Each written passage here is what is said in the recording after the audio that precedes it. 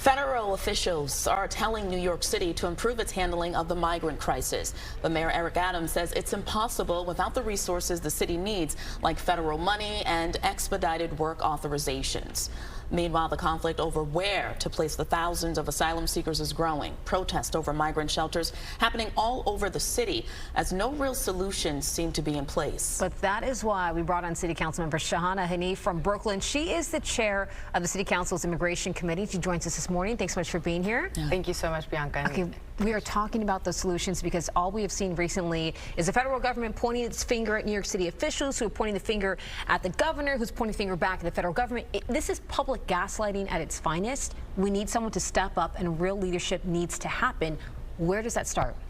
You're absolutely right, and every New Yorker right now is watching. New Yorkers understand how serious this is, that we've been welcoming asylum seekers, and we're reminded what kind of a city New York City is rooted in the values of care, compassion, and as anybody comes into our city, the Statue of Liberty reminds us that this is a city where you belong. This is a city where you can seek refuge and dignity.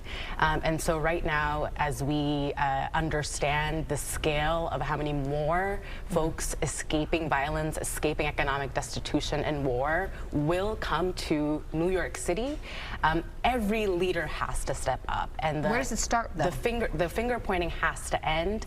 Every level of government has responsibilities. With the City Council, we've been pushing our mayor to invest in $70 million in full legal representation. Asylum seekers have 1 year from the moment they get to New York City to apply for asylum. That application process is arduous. It is tedious. It is years long. So what's the status with the first crop of migrants that arrived last year? So it's a little confusing because the scope of full representation hasn't been there. Not every single person who has arrived has been able to successfully match with legal services to start their application, and then after 150 days of applying for asylum, they can then apply for work authorization, which we know there's a backlog. I want the solution to be clear, though, because the mayor is saying we need more money.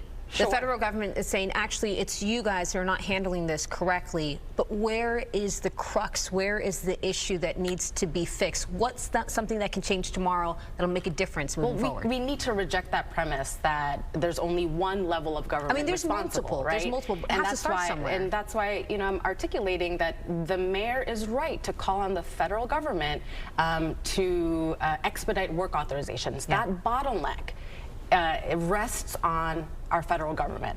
And it's not just the work authorizations through asylum, but also they have an opportunity to really address the decades-long violence in our immigration system. We need reform, and we need reforms that apply to what we're seeing with modern-day refugees coming into our city. And we know Congress hasn't passed any reforms with immigration for decades. Absolutely Let's talk about this 60-day rule, which is now in effect. What exactly happens once day 61 rolls around?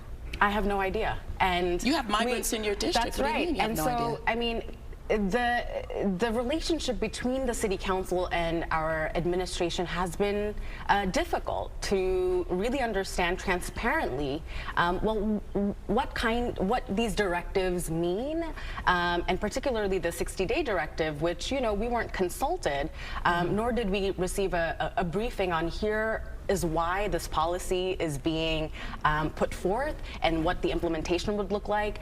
And in order to better understand it, I called a hearing in early August to understand, well, what are the ramifications of the people who on day 61 will need to return to the intake center because they haven't secured And you haven't heard housing. Anything since? Absolutely not.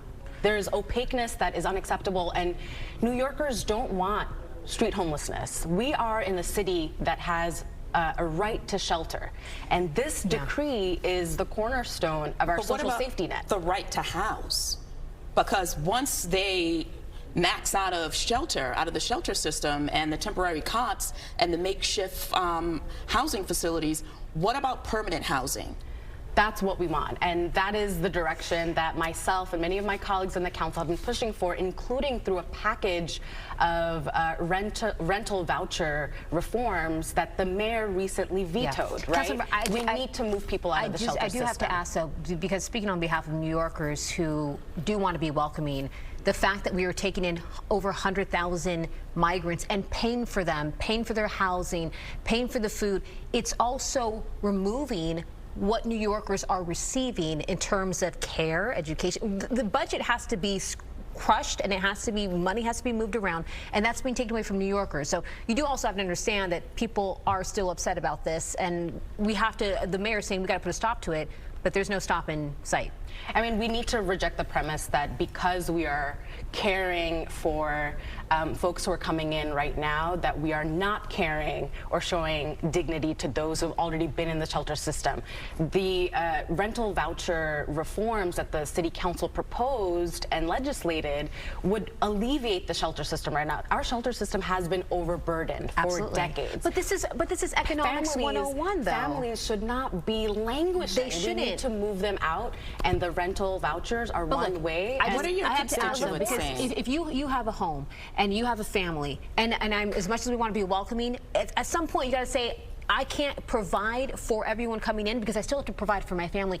Those things get taken away. It's a budget. It's a budget that we're moving money for the migrants, and we're taking away some from others. I mean, we've talked to so many city council members that are saying that's what's going to happen. That is not what's going to happen. And I want to remind New Yorkers that myself and other leaders are prepared to continue advocating for all of us. We cannot fall into divisiveness. We cannot pit some communities against others and others communities against new ones. Every New Yorker should feel that every single one of their leaders should be advocating for every New Yorker. What about But that's exactly how they feel. That's the work, and I understand that. I understand that. Are you hearing that? And so we have to, unfortunately, we're out of time. I wish we could talk longer with you because we both have so many questions, including what are your constituents what are they saying to you about this ordeal? My constituents have been forthright and showing up in every which way they can. We've got CHIPS, Mixteca, the Gowanus Mutual Aid, countless volunteers reaching out to our office to donate school supplies, clothing, and other resources, and just ready to ensure that everybody who comes into the 39th district in Brooklyn, I represent Park Slope, Carroll Gardens, Kensington, anywhere in our district will be welcome. Well, we're happy that you're helping out, and especially in your district. Thanks so much for being here. We appreciate it.